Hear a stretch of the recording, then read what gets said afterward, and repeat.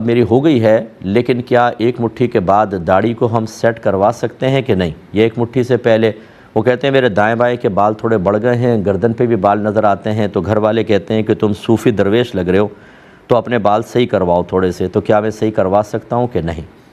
جی بالکل بیٹا آپ کروا سکتے ہیں، اور کروانا بھی چاہیے۔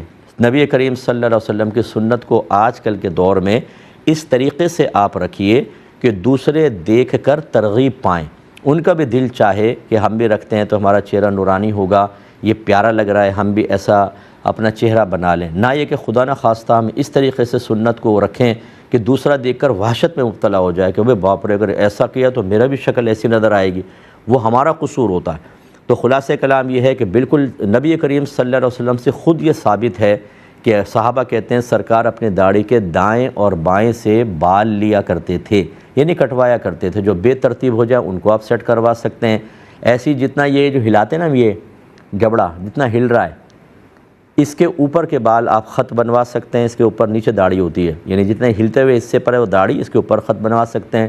اور مردوں کی جو گردن کی ہڈی ہوتی ہے، اس ہڈی کے نیچے سے آپ بال صاف کروا سکتے ہیں، اس کے اوپر سے نہ کروائیں تو یہاں سے بھی صفائی کروا سکتے ہیں آپ۔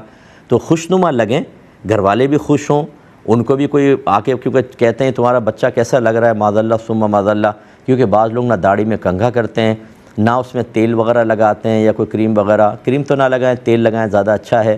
رحمت کونین صلی اللہ علیہ وسلم نے ارشاد فرمایا کہ اپنے بالوں کا اکرام کرو، یعنی ان کو تیل لگاؤ اور کنگھا کرو۔